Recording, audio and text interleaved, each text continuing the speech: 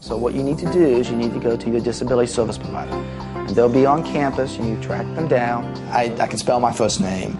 I can spell the street I live on. I can spell my middle name off and on. Christopher Lee has learning disabilities. He also has a PhD, a great job, and a mean butterfly stroke. The butterfly came easily. The PhD and the job took blood, sweat, and tears, beginning very early. Elementary school was just painful. I always was afraid that someone was going to catch me, that someone's going to ask me to read out loud. So I was always trying to hide. Success in competitive swimming gave Christopher the confidence to keep plugging away at school. He wound up swimming for the varsity team at the University of Georgia, and that's where reading and writing became more than pain and misery. For so many years, it was all about mechanics. I spent years with teachers telling me, spell this right, put a period here, do the right grammar. I never really got to the actual content. It wasn't until college that I had teachers that taught me that it wasn't about the mechanics of writing. It was actually about getting something beautiful down on the paper. Now he's back at the university, goofing off during his lunch break, and working to help students like himself. He's the director of the Alternative Media Access Center, or AMAC. They provide electronic textbooks to students with disabilities all over Georgia. They also provide training on the software that helps students get the most out of these books. Christopher's an expert at that because he uses these tools every day. What I do is I basically open up Talking Pointer, so it allows me to put my cursor on any part of the paper and it will read to me. Britain to cut 1,600 troops in Iraq, Blair says. See, that's a little depressing, so I probably will miss that article and go into the next articles. And here's how he writes. This position will assist the Alternative Media Access Center. Cap that.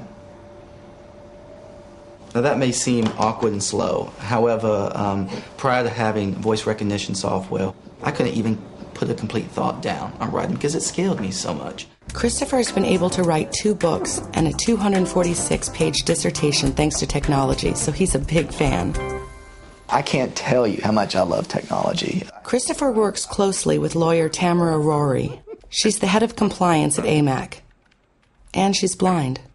When I was young and going through school, I remember having 5, 6 Braille books in a big old huge bag. Today, Tamara carries around her Braille and her PDA. It talks and it has a Braille display, so I can read the notes that I've taken, I can read the files that I download. I often will download books directly to this PDA and read those. So how do you get a history book onto a Braille PDA or into any electronic format? Some publishers will provide the files, but if they don't, it's slice and dice. Yes, AMAC is digitizing books by hand. It's tedious and expensive and critical.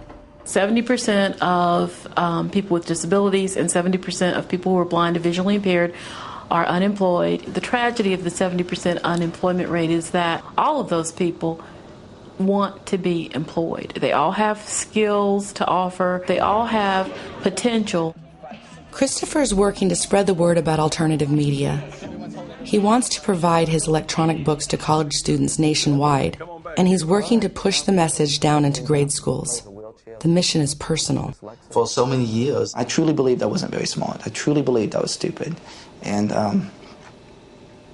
that kills me because there's so many other kids like me going through the same thing. And we've got to catch these kids early. Mark, are you there? That compassion keeps him on the job and his spirits high. Someone's got to look out for kids with disabilities. He's like a superhero who wants to share the source of his powers. Technology!